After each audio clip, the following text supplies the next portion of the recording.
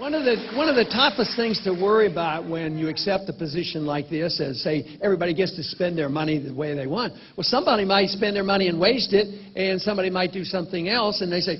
And I've had members of Congress tell me, after asking them, "Why are you voting for this to tell the people what to do with their money?" He says they're too dumb. They're too dumb to know what to do, so we have to tell them. But it's the whole idea that because you allow people to make their choices, that you're not endorsing what they do. As long as they're not doing harm to you and they're not defrauding us like our government is constantly doing with our money, that you're not endorsing it. It's very easy for us to understand this in religious matters because we legalize the freedom of choice in religion, or we even, believe it or not, legalize the choice of not going to church on Sunday if you don't want to. You know, what you do is people can do what they want, and but you have to be, you're not to be punished for what they do. That does not mean you endorse what they do. What you endorse is the concept of liberty. That is what made America great. It was across the board, and it was to say what we want to give you is individual liberty. The purpose of all political action, from my viewpoint, is the protection of liberty. That's what it should be.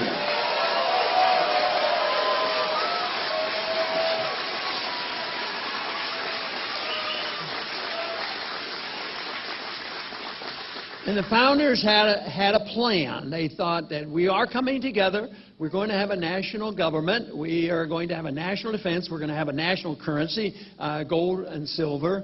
And we have some rules. We're going to have permission to have interstate commerce. But most of the rest of the Constitution was written in order to protect us against the danger of a central government, so most of the Constitution is restraining the federal government.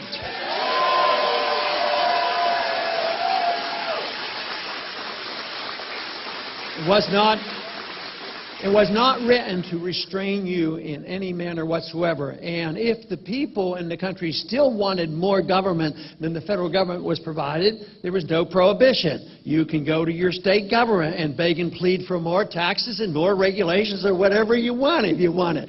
But it was not meant to be the federal government. But it is out of control. It's out of balance. Not only do we have to worry about the continuation of the accumulation of power in Washington, D.C., unfortunately, it's going one step further. We now have international government that is very much involved through environmental laws, educational mandates, and all kinds of things under the Organization of the United Nations, the IMF, and the World Bank. And I think that we should strictly adhere to the Constitution and not deliver any of our sovereignty up to any of these international organizations.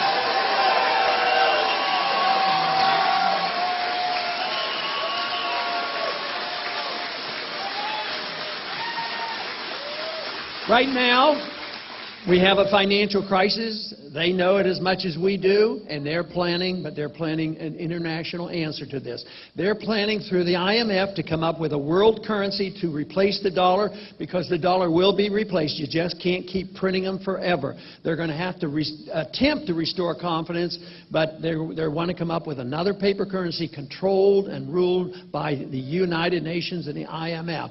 So I would suggest very strongly that we need to send a powerful message to those individuals in charge by showing them that we are not a small minority any longer, and we're constantly growing, and we are going to have a lot of influence with the future of this country.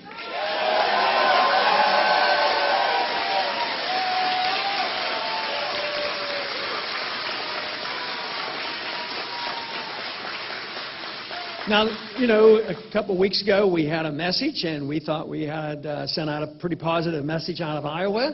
I think we sent out a pretty positive message last night out of New Hampshire. And I think South Carolina is next on the list. So if this momentum is going to continue, we are going to have to do the work, and it takes a lot of work.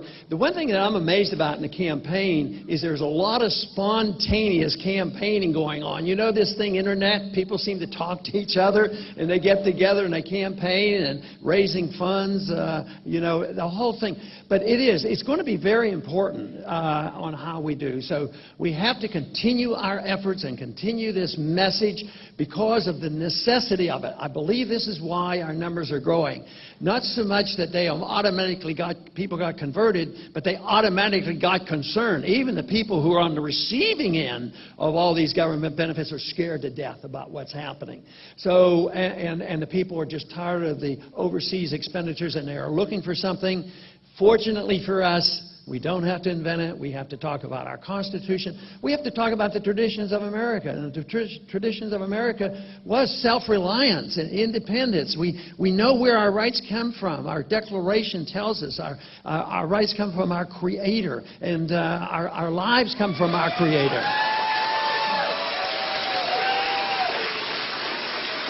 I don't know where we went wrong. I think it was in 1913, because the natural consequence of believing that we have a right to our life and we have a right to our liberty, wouldn't it be reasonable to assume that we ought to have a right to the fruits of our labors and keep what we earn?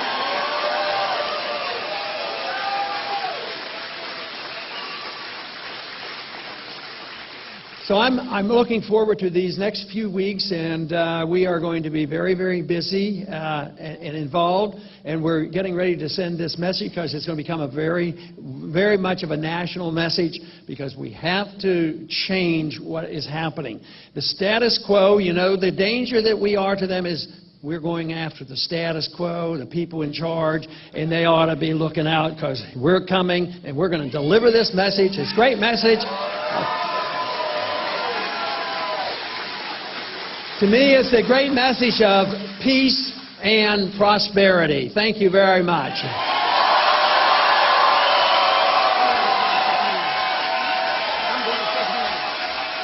Thank you.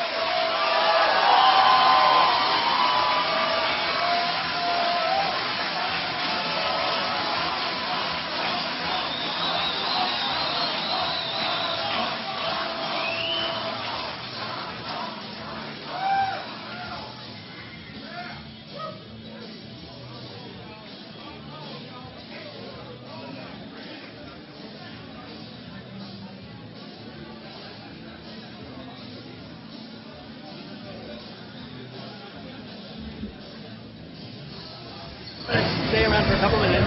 Hey, good to see everybody. Thanks for spending the birthday. Good to see you. Okay, good. Paul, it's been 30 years.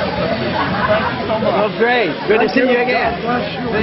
Thank you very much. I was a delegate for you in Washington State at the 2008 caucus. Oh, wow. My husband's active duty now. We're in South Carolina. Active duty. I love it. Now, the state of Washington? We're state of Washington. Yeah, I was always impressed that we had so much support out there. Yeah, thank you. I saw you at the University of Washington. Hey, good to see you. Oh, May I use this? Absolutely. Oh, your Zimbabwe note? Oh, there you go. I think he wanted me to sign it. Hey. I got it. Okay, good to see you. A girl from Virginia for this signature document. So we better do. I didn't have anything. I thank you very much. There you go. Thank you, sir. You're welcome. United Employees.